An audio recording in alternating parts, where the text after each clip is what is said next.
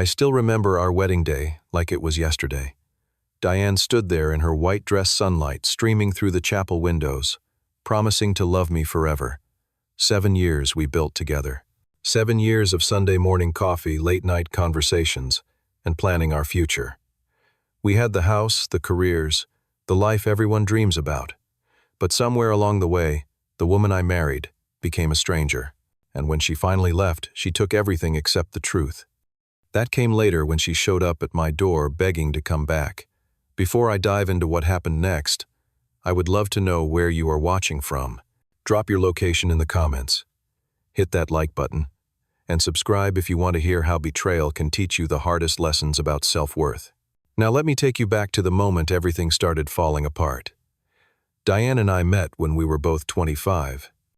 A mutual friend introduced us at a backyard barbecue in San Diego, and I knew right away there was something different about her. She had this energy, this way of making you feel like you were the only person in the room. Our first date was at this tiny coffee shop downtown, the kind with mismatched chairs and local art on the walls. We sat there for 4 hours straight talking about everything from childhood memories to what we wanted our lives to look like in 10 years. 2 years later, I proposed on the beach, where we had our first real conversation about getting serious. She said yes before I even finished the question. We got married in a small ceremony, just close family and friends. Nothing fancy, but it was perfect. It was us. The next 7 years felt like everything I had ever wanted. I worked as a software engineer for a tech company. Steady income, good benefits. Diane did marketing for a local firm. We saved up and bought a house in the suburbs. Nothing huge, but it was ours. White picket fence and all that. We talked about having kids someday, maybe in a year or two when we felt more settled. Our life had this comfortable rhythm to it. I would cook breakfast on Saturday mornings while she read the news on her tablet. We would take walks on Sunday afternoons through the neighborhood, talking about our week, making plans for the house, dreaming about trips we wanted to take. She would curl up next to me on the couch while we watched movies, her head on my shoulder. I remember one night about 6 years in, we were sitting on our back porch watching the sunset. Diane looked at me and said, "You are my safe place, Sean. I never want to lose this." I kissed her forehead and told her she never would. I meant it with everything in me. Looking back now, I realize I took that stability for granted. I thought we were solid, unshakable. I thought the routine meant we were building something lasting. I did not see the cracks forming underneath. It started in March, barely noticeable at first. Diane mentioned she had a new project at work, something big that would require extra hours. I did not think much of it. She had always been dedicated to her career, and I supported that. But then the late nights became a pattern. She would text me around 6, saying she would be home by 9. Then 9 would turn into 10, then 11. When she did come home, she seemed distracted. I would ask about her day and get one-word answers. She stopped initiating conversations, stopped asking about my work. The woman who used to greet me with a kiss when I walked in the door now barely looked up from her phone. Then I started noticing other things. Small things that added up. She changed her phone password, something she had never done in all our years together. Before, our phones were just lying around, no secrets. Now she kept hers face down, carried it with her everywhere, even to the bathroom. When I would walk into a room while she was texting, she would quickly close whatever she was looking at. Our physical relationship disappeared almost overnight. Every attempt I made was met with excuses. "I am just tired, babe. I have an early meeting tomorrow. Not tonight, I have a headache." It had been almost 2 months since we had been intimate, and every rejection felt like another brick in a wall growing between us. She started dressing differently too. More makeup for work, new clothes I had never seen her buy. She would leave the house in outfits that seemed too nice for a regular Tuesday at the office. And there was this perfume, a scent I did not recognize, that would linger on her clothes when she came home late. One night in April, I tried to talk to her about it. We were in bed, lying side by side but feeling miles apart. "Is everything okay with us?" I asked. She stiffened. "Why are you being so paranoid? I am just busy with work." "It does not feel like just work, Diane. You are different. You are imagining things, Sean. I am stressed, that is all." I wanted to believe her. I tried to convince myself I was being crazy, that work really was demanding, that I was overthinking everything. But that voice in my gut kept getting louder. Something was wrong. I knew it. The worst part was lying next to her at night, feeling her there, but knowing she was somewhere else in her head. I would wake up at 2 in the morning and see the glow of her phone under the covers as she typed away, thinking I was asleep. My heart would sink every single time. Then came the night that changed everything. It was a Tuesday in early May. I left work early because I had a splitting headache and just wanted to lie down. I got home around 5:30 earlier than usual. The house was quiet. I heard water running upstairs. Diane was in the bathroom with the door closed. I was about to call out to her when I heard her voice. She was on the phone, and the tone made me freeze at the bottom of the stairs. It was soft, sweet, intimate, a voice I had not heard her use with me in months. "I miss you too," she was saying. "Today was so long. I just kept thinking about last weekend." A pause. "I cannot wait to see you tomorrow. Where are you taking me?" She laughed, this girlish, excited laugh. My chest felt tight. I stood there, one hand on the railing, barely breathing. She kept talking. "You make me feel things I have never felt before. Being with you is like. I do not know, like waking up after being asleep for years." I heard the water turn off. I moved quickly to the living room, sat on the couch, tried to look normal even though my hands were shaking. When she came out wrapped in a towel with her hair wet, she jumped slightly, seeing me there. "You are home early," she said. "Who were you talking to?" The words came out calmer than I felt. Her face went pale. "Just a colleague about work." "That did not sound like work, Diane." "What are you talking about?" She tried to laugh it off, but I could see panic in her eyes. "I heard you. Through the door. That was not a work call." Her expression changed. The softness disappeared, replaced by something defensive, almost angry. "You were listening to my private conversation. In our house." "Yeah, I was. Who is he?" "You are being ridiculous, Sean." "Then show me your phone." "Excuse me." "If it was just work, show me your phone." She pulled her towel tighter around herself. "I do not have to prove anything to you. This is insane." What is insane is my wife coming home later and later, hiding her phone, rejecting me for months, and now I hear her talking to some guy like that. "I am not doing this right now. I am getting dressed." She stormed past me into the bedroom and slammed the door. I did not sleep that night. I laid on the couch, staring at the ceiling, my mind racing through every possibility, every excuse, every explanation. But deep down, I already knew. I just needed proof. The next morning, Diane left for work without saying a word to me. The silence in the house was deafening. I called in sick to work. My head was pounding, but not from a headache. From the weight of what I was about to do. Her laptop was still on the dining room table. She had left in such a hurry she forgot to close it. It was logged into her email, her messages. My hands shook as I moved the mouse. Part of me wanted to close it, to not know, to go back to pretending everything was fine. But I could not. I had to know. I opened her message app, and there it was. Hundreds of messages with someone named Kyle. I scrolled up to the beginning, 4 months earlier, February 14th. "Valentine's Day. Last night was amazing. I cannot stop thinking about you." My stomach dropped. I kept reading each message, worse than the last. Plans to meet at hotels. Photos of them together. Her sitting on his lap at some restaurant. Him kissing her neck. Messages about how alive she felt. How exciting everything was. How she had never experienced passion like this. I found out who he was pretty quickly. Kyle Morrison, 38, director of sales at her company. Divorced, no kids, drives a BMW. Everything I was not. The most recent messages were from yesterday. They were planning a weekend trip to wine country. She had told me she was going to a work conference. I printed everything. Pages and pages of evidence. My hands were shaking so badly I could barely hold the papers. One message kept replaying in my mind. From 3 weeks ago. Diane had written, "I think I am falling in love with you, Kyle. Sean is good, but he is boring, safe, predictable. You make me feel things I have never felt. boring, safe, predictable. 7 years, and that is what I was to her. I waited for her to come home that evening. I put all the printed messages on the coffee table spread out, so she would see them the moment she walked in. Then, I sat in the chair across from the couch and waited.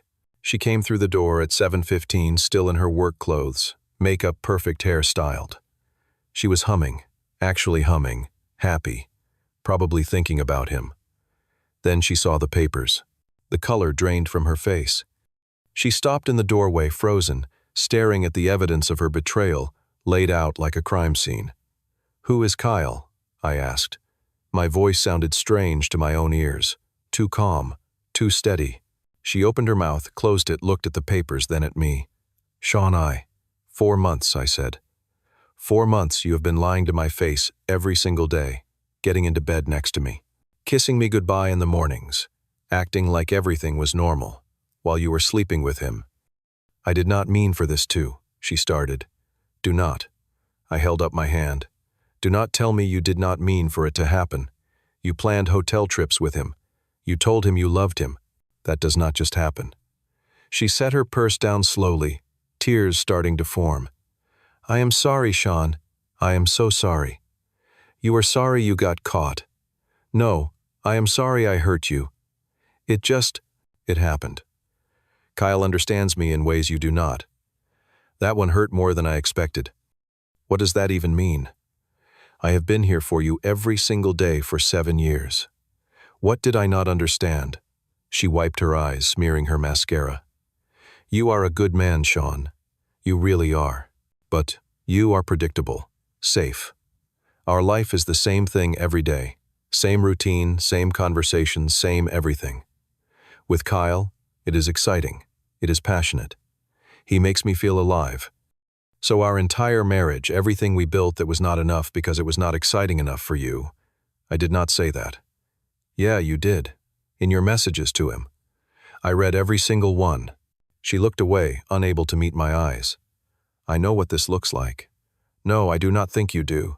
Because if you did, you would understand that you did not just cheat on me. You destroyed everything. You took 7 years of my life, of my trust, of my love, and you threw it away for some guy who made you feel alive. Sean, please, can we just talk about this?"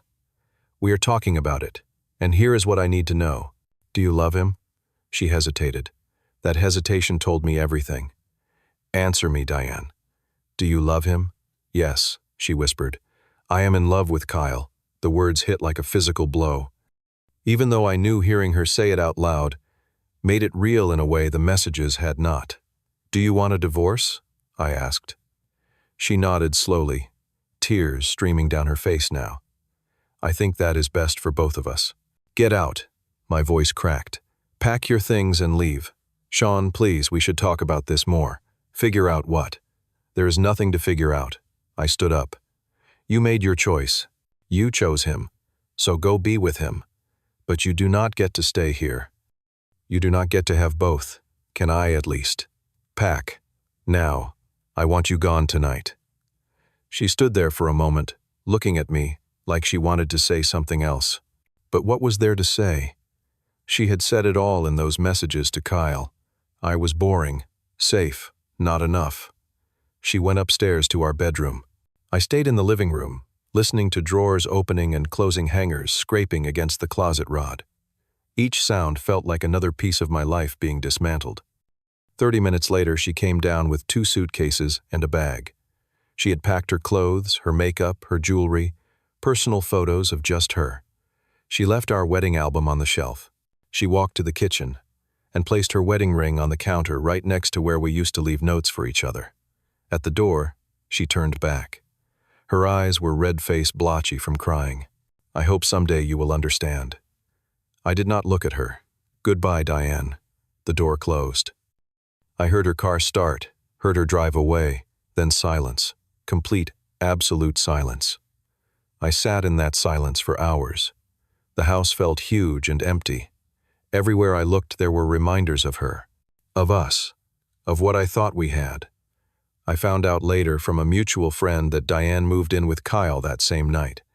She did not waste any time. No transition period, No looking back. Just straight from our marriage into his arms. Like 7 years meant nothing. Like I meant nothing. The next weeks were the darkest of my life. I went to work because I had to, but I was a ghost. I would sit at my desk, stare at my computer screen, and not really see anything. My team lead asked if I was okay. I said I was fine.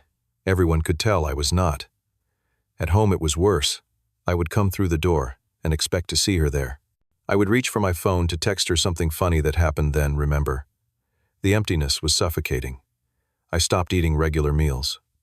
I lost 12 pounds in 3 weeks. My mom flew out from Ohio when my sister told her how bad it had gotten. "Sean, baby, you have to take care of yourself," she said, looking at me with so much worry in her eyes. "I am fine, Mom. Just need time. You are not fine. Look at you." But what could I say? That the woman I loved, the woman I built a life with, had decided I was not enough, that she had traded me for someone more exciting, that I felt like a complete failure. The nights were the worst. I could not sleep. I would lie there, replaying everything, looking for where I went wrong. Was I really that boring? Should I have been more spontaneous? Taken her on more adventures? The questions ate at me. I started running. Every morning at 5:30 I would run until my legs burned and my lungs screamed. It was the only time my mind went quiet. I joined a gym, started lifting weights. Not because I wanted to look better, but because I needed to do something with the anger and pain churning inside me. 2 months after she left, I contacted a divorce lawyer. The process was surprisingly quick. No kids' assets were straightforward. Diane signed everything through her lawyer. She never asked to meet face to face. I kept the house. She did not fight for anything, probably because Kyle had plenty of money. By August, 3 months after she walked out, the divorce was final. 7 years reduced to a stack of legal papers and a signature. I was officially single again at 32. I had not been single since I was 25. I did not even know who I was without her anymore. But something shifted in me around month 6. I woke up one Saturday morning and realized I had not thought about Diane for the entire previous day. It was the first time since she left, and instead of feeling sad about it, I felt relieved. I decided to stop wallowing and start actually living. I found a hiking group that met on weekends. The first time I went, I almost turned around and went home, but I made myself walk up to the group. There were about 15 people, all ages, all backgrounds. Nobody knew my story. Nobody asked probing questions. They just welcomed me. I met Jake there, a programmer like me who loved talking about new technologies. We hit it off immediately. There was Lisa, a yoga instructor with this peaceful energy that was contagious. They became real friends, the kind who invited me to dinners and game nights, who texted to check in, who helped me remember how to be social again. I started cooking again, but differently. Before I had always made the things Diane liked. Now I experimented, tried recipes from different countries, burned a lot of food, laughed at my failures, found out I actually enjoyed the process when it was just for me. I took a solo trip to Colorado in September. 3 days of hiking, camping, watching sunsets from mountain peaks. I sat at the top of this trail, looking out over the valley below, and felt something I had not felt in over a year. Peace. Real, genuine peace. I realized Diane was right about one thing. I had been predictable, but not because I was boring, because I had molded myself to fit into what I thought a good husband should be. I had lost parts of myself trying to be what she needed. Now I was finding those parts again. Work got better. I threw myself into a new project, brought fresh ideas, got noticed. In October, I was promoted to senior engineer with a significant raise. My boss said I seemed different, more confident. I was. I even started dating casually. Nothing serious, just meeting people, having conversations. I matched with a woman named Emma on a dating app. She was an architect, sharp sense of humor, kind eyes. We met for coffee, which turned into dinner, which turned into a second date and a third. There was no pressure, no rush. Just two people getting to know each other. She did not try to fix me or save me. She just accepted me as I was. It felt healthy in a way my relationship with Diane never had. By December, a full year after Diane left, I could honestly say I was happy. Not pretending to be happy, not trying to be happy, but actually happy. My life looked nothing like I had planned, but it was mine. Fully, completely mine. Then I got a text from an old friend. "Did you hear about Kyle?" I had not thought about Kyle in months. I barely remembered what he looked like. "No, what about him?" "He died in a car accident last week. Head-on collision on the highway." It was all over the news. I sat down, phone in my hand, processing this information. Kyle was dead. The man Diane had left me for was gone. I felt nothing. No satisfaction, no sadness, just a distant sense of something ending. "How is Diane doing?" I asked, more out of politeness than actual concern. "Heard she was in the car but survived. Minor injuries, but man, she is apparently devastated."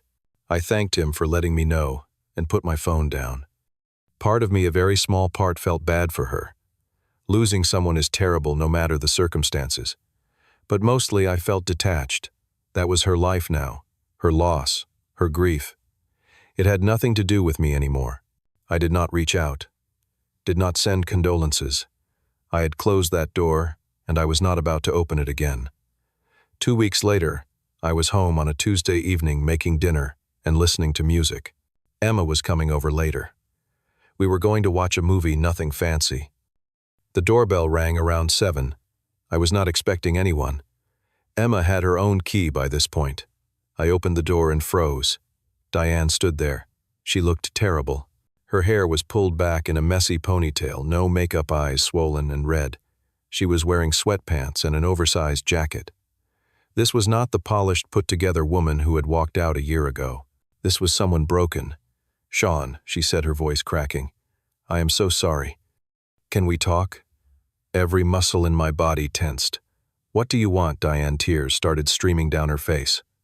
"Kyle is gone. I have no one. I made a terrible mistake. That is not my problem. Please, Sean. I know I hurt you. I know I do not deserve anything from you. But I realize now, you were the one. You were always the one.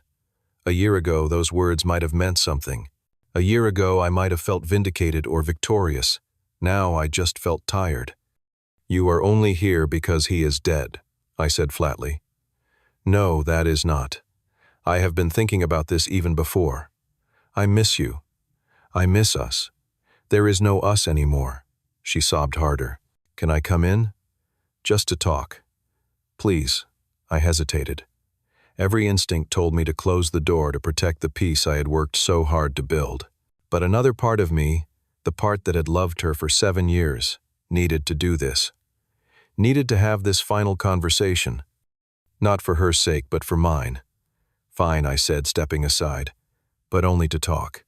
She walked into the living room like she was visiting a place from a dream, looking around at the changes I had made. The new furniture. The photos of my hiking trips on the walls. The life I had built without her. She sat on the edge of the couch, clutching her purse. I stayed standing, keeping distance between us. "I know I do not deserve your forgiveness," she began, her voice shaking. "I know what I did was unforgivable. But I need you to know that I have regretted it every single day." I crossed my arms, said nothing. She continued. "Being with Kyle, it was not what I thought it would be. At first, it was exciting. Yeah, different. But then reality set in. He was still legally married, just separated. His ex-wife hated me. His friends treated me like the other woman. Because that is what I was.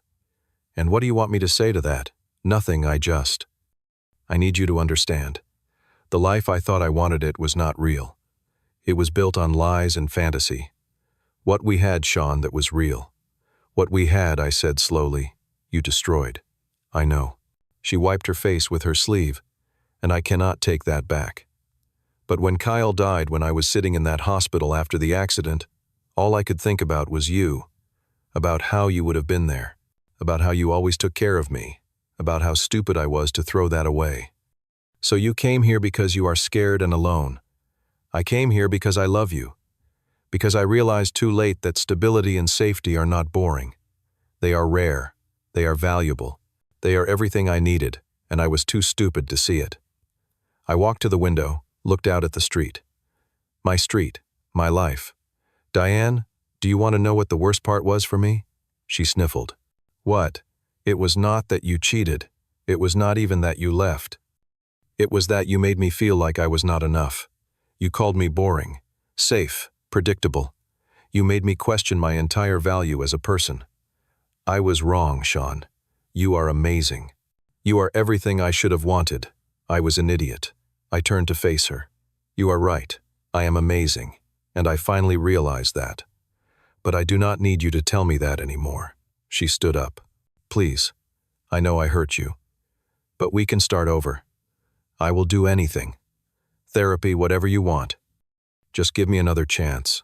No. Sean, please. You did not come back because you love me, I said, my voice firm. You came back because you are scared and alone. Because your backup plan died, and now you need a new one. That is not fair. Is it not? If Kyle had not died, would you be here right now, standing in my living room begging for another chance? She opened her mouth to argue, then closed it. The silence was her answer. Exactly, I said. You made your choice a year ago. You chose excitement over stability. You chose him over 7 years with me. You do not get to come back now because your first choice is not available anymore. But I love you. No, you do not. You love the idea of security that I represent. You love having a safety net. But I am not your backup plan, Diane. I am not your second choice. Tears were streaming down her face. I made a mistake. People make mistakes. You are right. They do. And this is a mistake you are going to have to live with. But I am not going to live with it anymore. I walked to the door, opened it. I have spent the last year rebuilding my life, and I am happy now. Happier than I ever was trying to be enough for someone who did not appreciate me. I deserve someone who chooses me first, not someone who comes back when their first choice is gone. She stood there frozen, crying. Sean, please. I am sorry. I am so sorry. I know you are. And I hope you find what you are looking for. But it is not going to be with me. Goodbye, Diane. She walked slowly to the door, stopped in front of me. I will always love you, she whispered. That is something you should have remembered a year ago. She walked out. I closed the door behind her and locked it. I stood there for a moment, my hand on the doorknob, listening to her car start and drive away. Then I felt it. This wave of relief, of finality, of absolute certainty that I had made the right choice. I did not feel angry, or sad, or vindictive. I just felt free. My phone buzzed. Emma texting that she was on her way over. I smiled, something I had not been able to do the entire time Diane was here. I texted back a heart emoji and went to finish making dinner.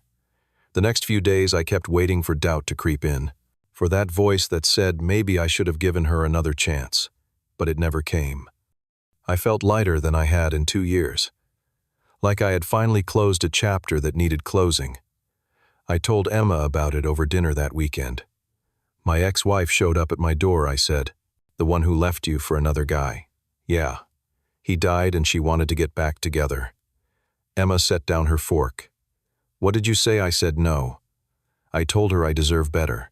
She reached across the table, took my hand. You do deserve better. And the thing was, I believed it. I actually believed it. I kept moving forward.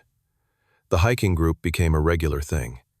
Jake and I started a side project together, building an app we thought could really go somewhere. Lisa convinced me to try yoga, which I was terrible at but enjoyed anyway. My mom called every Sunday and I could actually tell her truthfully that I was doing well. Work continued to go great. I led my team through a major product launch that got company-wide recognition. My confidence in myself, in my abilities, in my worth it all, came flooding back. Or maybe it was never really gone. Maybe it was just buried under someone else's opinion of me. I did not hear from Diane again. I did not look her up on social media. I did not ask mutual friends about her. That part of my life was over, truly over, and I was okay with that. Emma and I got serious. Not rushed, not desperate, just steady and real. She was everything I did not know I needed. She challenged me, supported me, made me laugh. She chose me every single day and I chose her back. That is how it is supposed to work. 6 months after Diane showed up at my door, I was sitting with Emma at a restaurant celebrating my birthday. My friends were there, people who had seen me at my lowest and watched me rebuild. They were laughing, telling embarrassing stories, making fun of my terrible karaoke choices. I looked around the table and thought about how different my life was from what I had planned. How the future I had imagined with Diane was gone, replaced by this completely unexpected but somehow better version. "What are you thinking about?" Emma asked, leaning close. "Just that I am grateful," I said. "For all of it, even the hard parts." She smiled. "The hard parts make us who we are." She was right.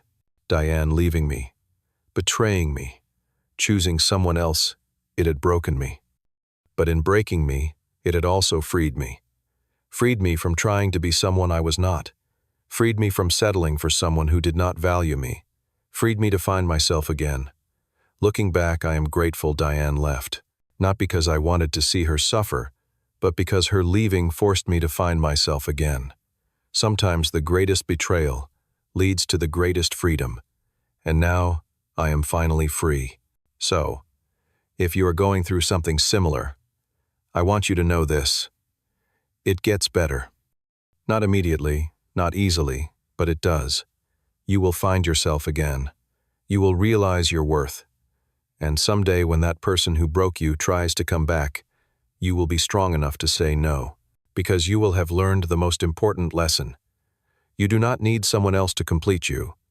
You are already whole. What would you have done in my situation? Would you have taken her back or closed that door for good? Drop your answer in the comments below.